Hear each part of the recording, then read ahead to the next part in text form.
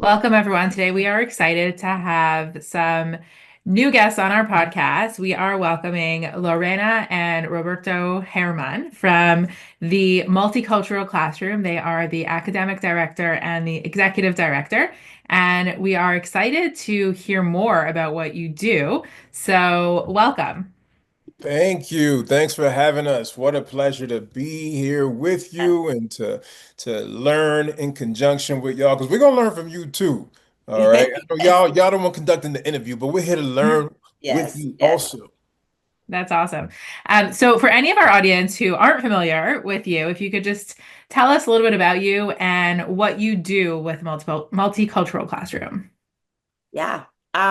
So we're both educators. We've been in schools from pre-K all the way through 12th grade, across a range of types of schools. And so after doing that for X many years, right? Like all these different years, I don't know, something like over 20 or 30 at this point. We realized that we really had a heart for working with schools and educators and helping them to understand the intersection of issues that come up at the intersection of education and race and bias and culture. There's so much work to be done there in terms of understanding and application of that understanding. And we had sat ourselves in some really either like troubling or just boring or outdated PD. And we were Mhm. like, okay, we can't do this anymore.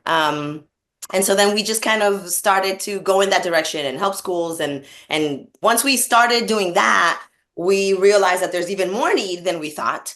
And so we created so many resources, including books and courses, and we still do professional development, and just talk to educators all across the country and abroad as well. Your website is fantastic. You're You. also doing blogs and podcasts. Don't sell yourself short. There's blogs, Yes, there's podcasts. a lot. You've got some curriculum up there. Yes, There's places to go and click on courses and yes, workshops. So it's the yes, multiculturalclassroom.com. We can put that in the show notes as well for anybody yes. who's interested in learning more. Thank Yes, you. we That's also right. do literacy workshops. So with our student-facing work, we have a Mm. literacy initiative tied to my poetry book, Blue Ink Tears. The initiative is called the Blue Ink Literacy Time, where it gives me an opportunity to not just share content with youth, but also to engage them, to tap into their voice, to help them understand that their words matter, their voices matter, and to empower them to share that, share their stories, think about their stories, reflect and to guide them through the writing process. And so it's one of the things that's dear to us, and one of the ways that we remain connected to student-facing work is through our literacy workshops. Wow. So you mentioned one of the problems that you encountered was the way that schools were doing professional development. Some of the things that they were talking about were outdated. What were some of the, common misconceptions that you felt like you were that you're bringing awareness to, or that you think are outdated? Yeah, that's really good. I mean, Roberto can answer and jump in too, but I know that one of the issues was that it was often just very conceptual and theoretical. This is what this word means. This is what this means. And how do you feel about that? And like, that's important. But like, how does that translate into what I'm going to do tomorrow at 8:30 a.m. when there's a bunch of kids sitting in front of me, right? How does that impact and influence and shape my practice in any way? And so we have dedicated ourselves to ensuring that while it is important to understand theory and concepts and big ideas, we have got to, bridge that to practice. We have to make sure that this means something for when it's time for me to do. That's what teachers do. We do all day. All day we do. And that's one of the So reasons, sorry, I was just gonna say that's one of the yeah. reasons we started How to ABA as well, is because, it's great to have a task list for ABA people. And it's great to say, here's all the theory behind this, here's all the big Yes. terminology. But when you're actually coming and doing and working with kids, working with parents, working in classrooms, you can't use that big terminology. You can't quote, specific journal articles to the 3-year-old kids that you're working with. That's right. It's about, hey, you've got to take this out of the book and into practice. So I love that you're doing that in a very practical way. Yeah. Yeah, Shayna. And what I'll add to that is that, we've seen a shift in national perception and treatment of educators since 2020. And so I think that the work we're doing is exceptionally important in a time where people want to see us, all of us on this call, and folks, kind of watching and joining our CEU, and people out there doing the work in classrooms, is that we are professionals, right? We are professionals to be respected, who spend time on our craft. We design learning experiences. We do not babysit. And so yes, we should be paid as such, but also we need to be treated as such, right? Like, it's this Sure. duality of treat me like the professional that I am. I do not just sit here and sing songs to kids, right? Like, there is a theoretical depth to every choice that I make, and every decision that I make, when in terms of what we're learning and how we're going to learn it and why. I'm Yeah, That's and smiling I'd on like the to build inside. on that because we're talking about treatment, and I think along the way we lost sight of the students, Yeah. and it just became about the data, Yeah. in particular about the quantitative data. And so while data is important, we know data should inform our work. Uh, it's also important that we maintain the humanization of those that we serve, the students. And so that was part of what motivated us too. It's like, hey, this has become all about the test. And our instruction has become about preparing kids for the test. And Mhm. then we're testing for the test. Like, what about the students who are at the center? What do they need? How can we best support them? Where can we make adjustments? Where can we balance the quantitative and qualitative data? And so for us, that was particularly important. Mhm. It's so true. I want to speak to that, but also to Lorena's point about the challenges of being a teacher. I came from the classroom. I was a teacher for a couple years, and it was so hard. And I kind of was like, give me an easier job. Give me the Yeah. kids with challenging behavior. I can do that. But running a classroom was really hard. I mean, very rewarding for sure, but it was definitely a very challenging job. So I totally understand why having that recognition and that acknowledgement is so important. And then to Roberto's point about data, right? Like, we are, as behavior analysts, a little bit into data. I don't know if you guys know, but we do like data. And your point is so true. Like, we can't always be teaching to the data, and that's a trap that a lot of behavior analysts fall into also, where we become a little bit too obsessed with the data that we forget about the student in front of us, and that this is a student with needs, and may have to abandon that data for a little bit to connect, to relate. So what is a tip or strategy that you recommend to teachers, and how to leave that data behind, or how to think about the child in front of you, while also teaching, because the data does matter, so how do you bridge that gap? Yeah. Um, I think, gosh, that's such a big question. But the short answer, I think, Take our workshop. right.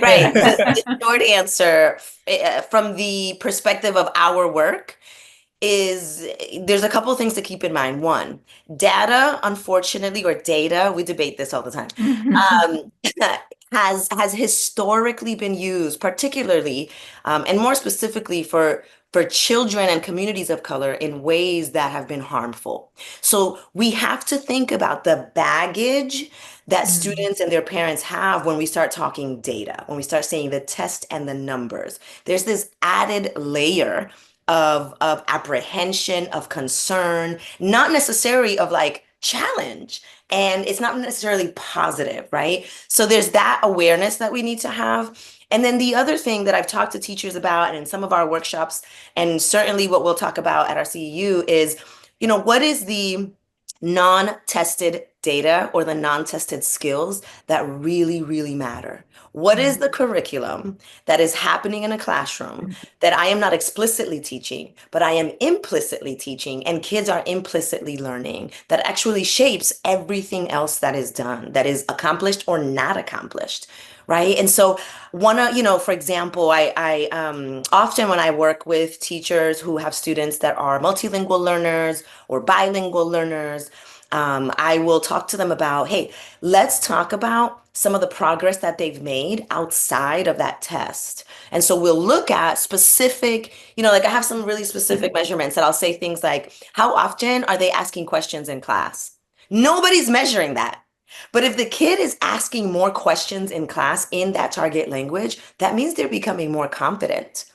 And that's completely due to the instruction, right? Mhm. Because they feel like they're learning some sentences and some words that allows them to say, "Can I go to the bathroom?" That's a big deal, right? Like I can't say that right now in French.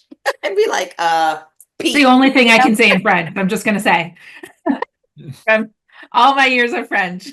There you go. So, I think that it's really important for us to think about what is the non-tested data? What is the human data that sits in front of us that we really need to account for as well? I don't Yeah, know if it's you so want to true. I add. think we say that in what we do also because so many academic skills, if you're just looking at that, we focus so much on them getting to the table, on them Yes. understanding the instructions, on them managing their own regulation to get to Yes. the instruction. And those skills are going to matter so much more in the long run than their reading level. So it's very similar. And I mean, we even look at teachers and behavior analysts, right? And it's not just about taking data and knowing your terminology, but it's those soft skills as well, knowing how to relate to your students, but also how to relate to parents, and always making sure that you've got some of those soft skills or continually enhancing those soft skills. One of those major ones being communication. So it's great that if we can start teaching the teachers to teach kids young, we've got this. Yeah, for sure. Yeah, Yeah. absolutely. For me, one of the things I try to do is keep in mind who is in front of me. Who is the person in front of me? Who is this student? How much do I know about this student beyond what the numbers suggest? Like, Mhm. who is at the core? And does the student know that I know about the student? Does the student feel that, like, hey, Mr. Herman, knows who I am. He sees me, he recognizes me. Do we have some type of connection when I see the student in the morning? Do we have that routine where it's like, all right, you know that I'm here. There's something that we do that connects us. This is meaningful to us. And then the other thing is to try to be intentional about celebrating their wins beyond whatever numbers that they produce. What wins do I see from my students that are worth celebrating so that they feel affirmed in this school environment? To me, that helps bring balance to all these other factors that we're talking about that they are important. So, we're not dismissing that, um, but not allowing that to overcast who's at the center. Yeah, it's so true. Every child is a whole world, and they really deserve to be seen. Um, a lot of our community, our behavior analysts who probably go into schools and are called in, in a moment of crisis or to solve a specific issue. And I think it's very hard in those moments to connect and relate and consider all these things that we're talking about. In an ideal world, for sure, it's important, but I think a lot of us struggle with how to do that coming into a classroom that you're not aware of and it's all new to you. And how can you maybe recommend, and maybe this is something we're going to talk about also in a couple of weeks on the CEU, but if you have a couple tips for, a behavior analyst coming into a classroom and being able to keep some of these really important awarenesses and sensitivities in mind.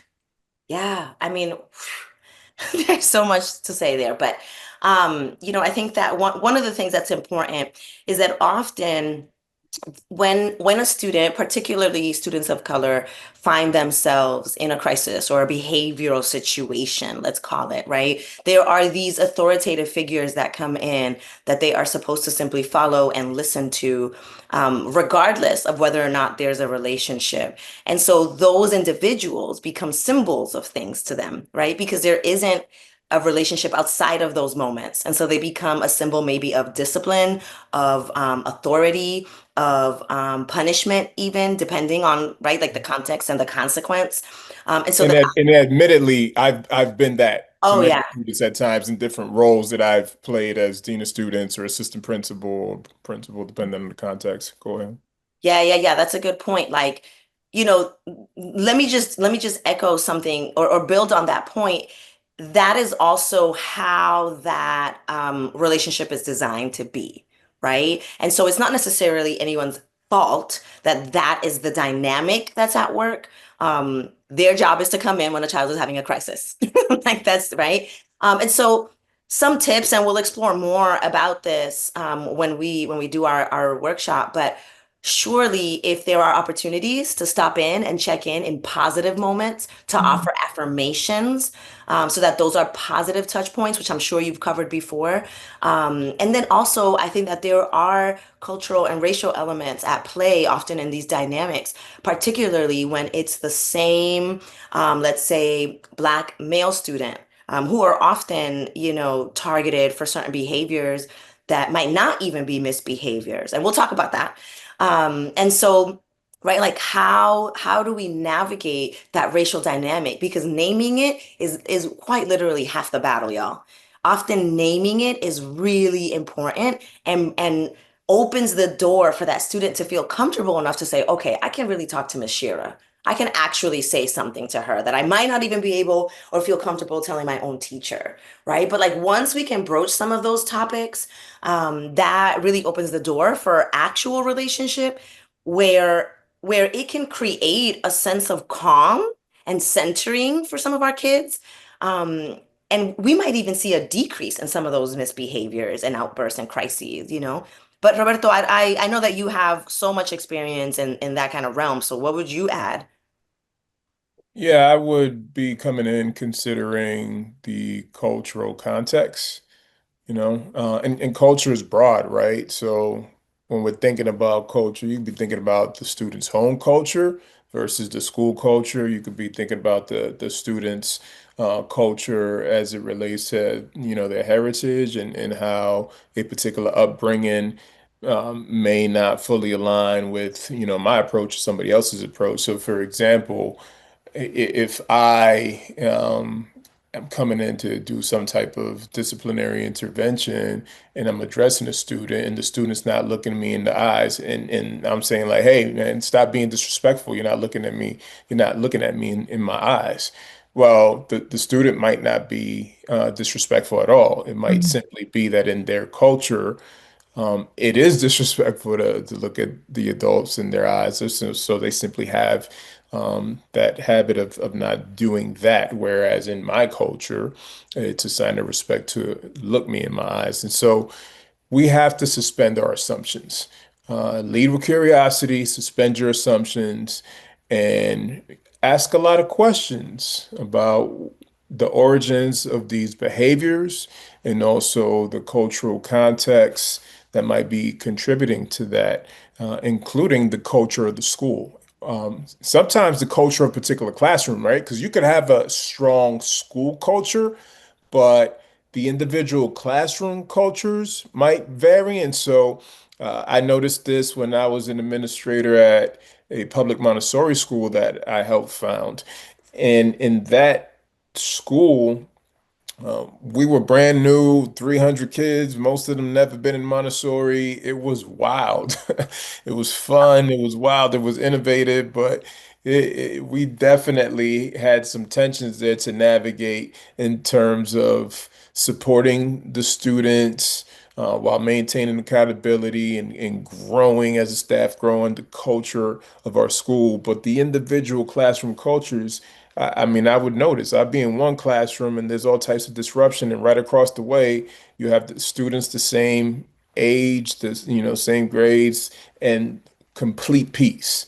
So I'm questioning what's happening here versus here, and some of that had to do with the culture of the classroom, the norms that the teacher or the guide had set or hadn't set, and also in this particular case that I'm considering the extreme freedom, because in Montessori you're granted a lot of freedom, and you're encouraged, and that's wonderful, but everything has its limits. And in this particular classroom that I'm thinking of, this guide was a little bit too far on the edge of freedom, and the students were running wild. Oh, they loved it. They were running wild with it. But as a result, it created a lot of chaos in that particular environment. And so we had to have some challenging conversations to consider how it is that we can bring balance to this classroom, because the students need to feel safe. And when you give them too much freedom and they're all types of out of order and creating chaos, then it doesn't feel safe for them and they can't learn. You said so many things in there that I want to piece apart. One of them is, students need to feel safe. And, as BCBAs, we're talking about trauma-informed care, trauma-assumed care. But it's the same thing with multiculturalism as well, because it's not just about assuming that, like you said, people need to make eye contact or people have to act in a specific way because this is the way I grew up. We need to make sure that we don't have any of those biases. However, I mean, everybody does have some type of implicit bias. So as teachers, ABA professionals, we need to talk about recognizing our biases, and Shira and I have done another CEU on that, as well as figuring out what those biases are, but then talking about how we can overcome some of those biases as well. Yeah, yeah. So that's what you just described is some of what we do, right? Like we will come in and we will work with the staff or just with the teacher, or if folks join our different cohorts, we will walk through recognizing just so many different areas of bias that we have. Bias is a normal part of life. If the only person who probably wasn't biased and still had bias was Tarzan, right? Because he was like raised by wolves, right? Whereas he's biased against t-shirts. I have to say, he is biased against t-shirts. Yes. Yes. But the rest of us are, raised with other human beings. And so that begins to shape, to Shira's point, we're not just walking worlds, we literally are walking world views. And that's some of the language that they use in psychiatry and psychology to understand kind of our perspectives and our biases. And so yes, we have to kind of get to a point where we accept, like, okay, I have bias. Great. We're all welcome. Here are some of the ones in terms of, for example, race and culture that we have learned about and that we spend a lot of time studying and understanding. And then here are some actual steps, like some real concrete things that you can do to help yourself. And it's a process, right? Like I continue to learn, Roberto continues to learn, and we're often learning even about other biases that have nothing to do with race and culture, right? Like I know in the United States, we don't know too much of what it is, for example, to be Muslim. We might not know too much about what it is to be a Buddhist, right? Like we know well what it is to be Christian. We've heard about it. It's always around us. Those are the holidays. But we don't really know about some of these other groups and what their habits are.